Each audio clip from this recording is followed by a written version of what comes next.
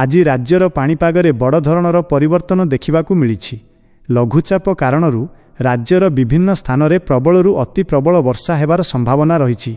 तेबे आज केउं सहर में वर्षा हेबो, केउं जिल्ला को रेड वार्निंग दिया जाइछि एवं केते बेगरे पवन बहिबो, सेही सबु विषय रे आज आमे एही भिडियो रे विस्तृत भाव में आलोचना करिबा। किंतु संपूर्ण खबर जानिबा पई भिडियोटी को आरंभ करिबा पूर्वरु गोटिए छोटिया अनुरोध। जदि आपण आम चैनल रे नुआ अछंती किंबा एजाए सब्सक्राइब करिनाहांती तेबे तळे थिबा लाल रंगर सब्सक्राइब बटन को दबाई आम परिवार रे शामिल होई जांतु, जहा फल रे सबुठारु प्रथमे पाणीपागर सठिक खबर आपण पाई परिबे। पाणीपाग विभागर सद्यतम सूचना अनुसार आज राज्यर प्रमुख सहर गुड़िकरे प्रबल वर्षा देखिबाकू मिलिबो। विशेषकर उपकूल एवं दक्षिण ओडिशार सहर गुड़िक अधिक प्रभावित हेबे। ट्विन सिटी कटक एवं भुवनेश्वर रे आज अपराह्न आड़कू मध्यमरू प्रबल वर्षा होई पारे।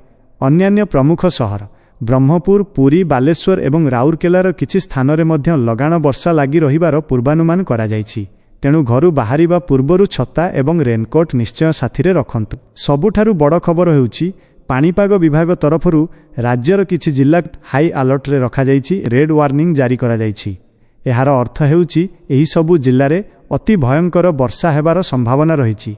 गंजाम एवं गजपति, पुरी, खोर्धा, जगतसिंहपुर, केन्द्रापड़ा, भद्रक एवं बालेश्वर एही जिल्ला मानकरे तळिया अंचल रे पानी जमिबार आशंका रहिछि। तेणु प्रशासन पक्षरु समस्तंकु सतर्क रहिबाकू सूचना दिया जाइछि। वर्षा सहित पवन मध्य तार रुद्र रूप देखाइबो।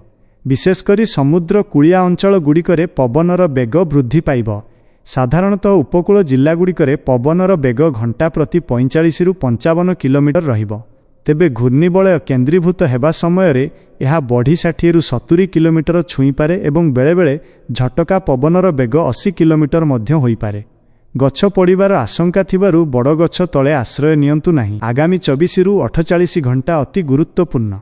एणु आमे आपनकु निवेदन करूछु कि जेउ जिल्ला गुड़िकरे रेड वार्निंग अछि सेठाकार लोकमाने अति जरूरी काम नथिले घरु बाहरंतु नाही। समुद्र अशांत रहुथिबारु मत्स्यजीवी मानंकु समुद्र मध्यकु जिबाकू संपूर्ण बारण करा जाइछि। बिजुली और घड़घड़ी समय रे इलेक्ट्रोनिक्स जिनिस व्यवहाररु दूरेई रुहंतु एवं सुरक्षित स्थान रे रुहंतु। आशा करूछु आजिर एही पाणीपाग रिपोर्ट आपणଙ୍କ ପାଇଁ लाभदायक होइथिबो। निजकु एवं निज परिवारकु सुरक्षित रखंतु।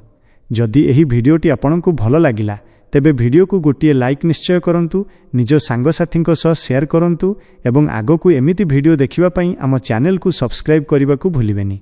रहुछि, नमस्कार।